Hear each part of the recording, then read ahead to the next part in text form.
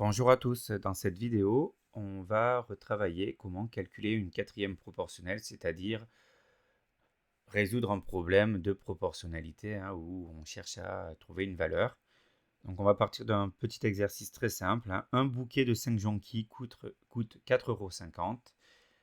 On veut calculer le prix d'un bouquet de 7 jonquilles. Alors on a 3 questions pour nous aider. On vous dit à partir de ces informations, complète le tableau de proportionnalité ci-dessous. Alors on voit que dans ce tableau de proportionnalité, il y a déjà une case qui est remplie, où on a noté x. Alors noter le x, ça correspondra a priori à la valeur que l'on cherche, qui correspondait à quoi? Au prix des 7 jonquilles. Donc la deuxième ligne, a priori, elle correspond au prix des jonquilles, le prix payé en euros. Et donc sur la première ligne, quelle était l'autre grandeur? C'était le nombre de jonquilles.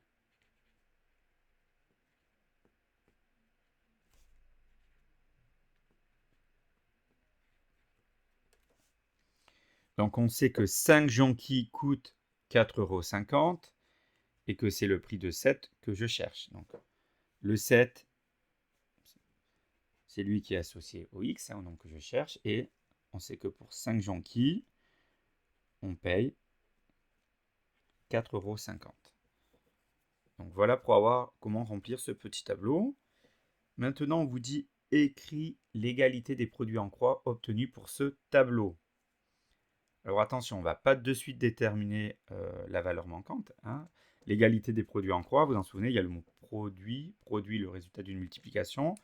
On sait que lorsqu'on a un tableau de proportionnalité, d'accord, le produit des diagonales, les produits des diagonales sont toujours égaux. Donc c'est-à-dire que 5 fois x, tout simplement, est égal à 4,50 ou 4,5 fois 7. Voilà tout ce qu'on me demande à cette question, rien d'autre.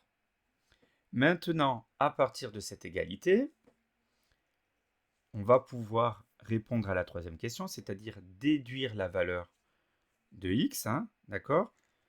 Là, en fait, x, regardez, c'est comme si j'avais une multiplication à trous. Les multiplications à trous, vous connaissez depuis l'école primaire. 5 fois quelque chose, c'est égal au résultat de 4,50 fois 7.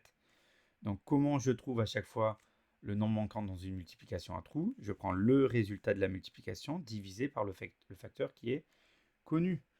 Donc, x va être égal à 4,50 fois 7 divisé par 5.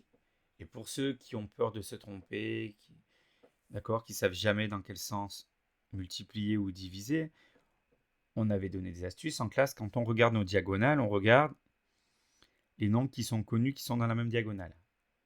Voilà, dans cette diagonale, on a deux nombres connus. Donc c'est eux qu'on va multiplier. D'accord? Le signe multiplier, il fait penser à la croix d'une diagonale. Donc on va multiplier 4,50 fois 7. Et après, on divise par 5. Le signe divisé, regardez, avec la barre de fraction, ça fait penser à la barre horizontale. Donc, c'est sur la même ligne. Donc, 4,50 fois 7 divisé par 5. Donc là, maintenant, j'ai le droit d'utiliser ma calculatrice. 4,50 fois 7, ça fait 31,5. 31,50 divisé par 5.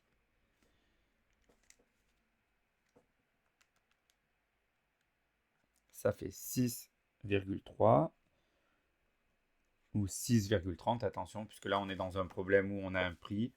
D'accord? Donc, on a trouvé la valeur de x. Réponds au problème posé au départ.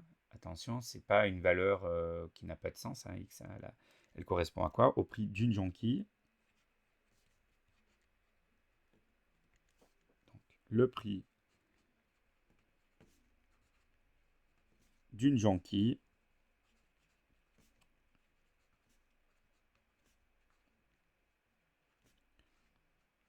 est de 6,30 €. Et on a terminé avec ce petit exercice.